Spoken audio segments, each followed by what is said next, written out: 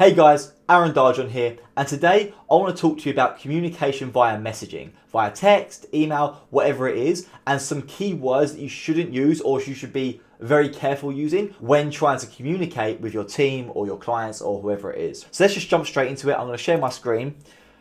The first one that you should avoid using or be careful of using is the words but, however, or anything similar to these kind of words. And I'll go into each one individually in a second. The second one is the phrase, as per my previous message, or as per the email below, or you get what I mean. And I hope this is an obvious one to why you shouldn't use this. The third one is using the word unfortunately. This one's a bit of a weaker one, but I still see it used incorrectly sometimes. And I think it's really important to make sure that this is covered. So what have I seen from my experience that makes me wary of using these words or these phrases? The first one I'm going to go into is the but and however. Cool. So why should we avoid using these? The first thing is because anything you say before using the words but or however essentially don't mean anything. You can give someone tons of compliments and say really nice stuff, but if you put a but after it or a however after it, immediately like all that nice stuff you said and all that maybe great feedback you said, it's just like instantly lowered in value to that person. Like it just doesn't mean as much. If I'm trying to give you some feedback about something and I say, hey, this was great, this was good, this was awesome, but you screwed up because of this, this, and this, and this, it feels like to the person that you're just saying the stuff before just because you're trying to like ease the blow of the not nice stuff. And a great example of this is when people say, yeah, I completely agree, but... well, then you don't completely agree. Like you're just saying, I completely agree, just to try and make the whole conversation a little bit softer, trying to make it sound like we're on the same side by saying, oh, I completely agree, but, well, then you don't completely agree. And the but tells the person that you don't agree with them. So if I'm ever speaking to someone and they're writing and I'm having a conversation with them and they go to me, yeah, I completely agree, but, I just immediately know that they're just saying I completely agree just because they're trying to make it sound like they're listening to me and that sort of stuff. So what could you use? Instead of using the word but or however, what could you use instead? So really good words to replace these are the words and. And don't get me wrong, the whole sentence will have to be restructured, but if you use the word and, it's going to sound so much better. So to give you a more concrete example of this, let's say we were discussing some sort of stock or some sort of investment that we were looking at, and you're telling me, yeah, look, this stock's going to go up because this, and this. And I say to you, I completely agree, but...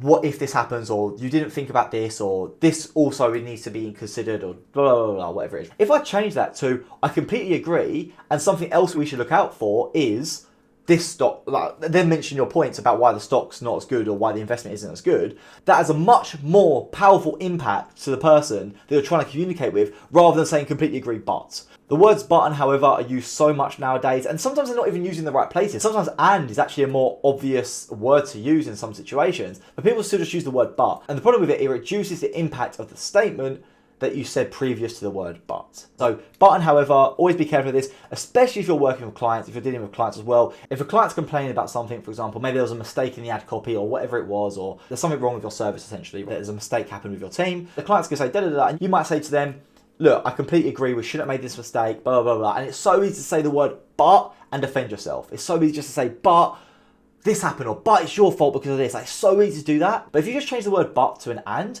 it can change the whole conversation. So the client says something to you, you say to them, I completely agree, we shouldn't have made this mistake, da da da da da da, I agree with you, this happened, blah, blah, blah, whatever it is. And in future, what will really help us to stop making this mistake would be if you could give us the ad copy or the ad creatives, I don't know, whatever it is, or you drop this in, or you do this a little bit earlier next time. That will really help us prevent these mistakes in future. And yet you haven't impacted the statement you made before the word but. So when you say I completely agree with you and you go through it all, they will actually appreciate that you do agree with them, but you're also showing them that in fact, it was partly their fault because they didn't do something. So you're saying to them, and next time, to reduce this mistake, please bring this in earlier. Please do this differently. Please let me know about this next time. Whatever it is, and then that way you're removing the word but and you're acting as a team and you're joining it all together, and it's just a much better experience for the client and they should understand a lot more. The second one, as I already mentioned, is the as per my message above or below, whatever. This is just super passive aggressive. And I think most people know this. I don't want to spend too much time on this one because I think it's quite an obvious one.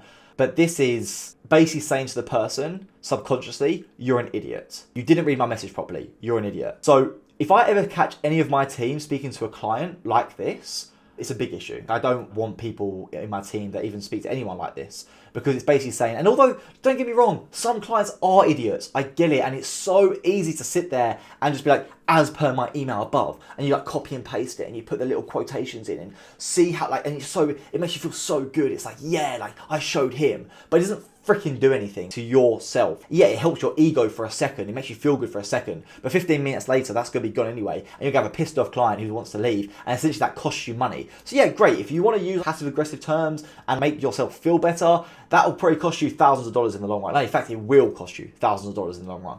Maybe you're willing to pay that price. I'm not. So for me, using this sort of message, it's super passive aggressive. It's basically saying to the person, you didn't read my stuff properly, you're an idiot, don't even worth my time, blah, blah, blah, blah. That's basically what you're saying. So this is just a complete no, like never use this, ever. I don't think there's any reason to use this, ever. The button, however, there are some times where it makes sense and it doesn't actually ruin the argument. It's loads of times where it's actually used in normal sense. I would just say try and use and when you're giving feedback or when you're trying to agree with someone or trying to have a maybe a bit more of a heated conversation with someone. Try and use the word and more. But in this situation, as per my message below, there's no way that you can get away with that. Just don't ever use it. The third one, which I said was a little bit of a softer one, was unfortunately. And people like to use the word unfortunately, again, it's like them feeling better about themselves in a way. It's like, well, unfortunately, we can't help you with that. That's the kind of vibe that I get from unfortunately. And again, it's not always the case. Sometimes it's like, look, I'm really sorry about this. Unfortunately, I can't help you. Sometimes that is the vibe. But you see how when I'm speaking, I can say literally the same sentence twice and they can mean completely different things. If I say, unfortunately, I can't actually help you, and then I say, unfortunately, I really can't actually help you, you see how like them two things mean completely different. The exact same words, I'm pretty sure I used the exact same words. They are completely different things. And a quick note just to kind of umbrella this whole video, that this is why the written communication, the words you use are so important, because they don't have the tone of voice to hear it. When you say unfortunately, that person might assume you're doing the sarcastic, unfortunately kind of tone. When you're not doing that, you're actually doing the, unfortunately, I really can't help you, this has happened, this has happened. So, and unfortunately is one of them words which, unfortunately, comes across sometimes as sarcastic and passive aggressive, which you want to try and avoid. So I would just, to be honest, just try and avoid using this. I would even just say things like, look, I'm really sorry, we can't help you.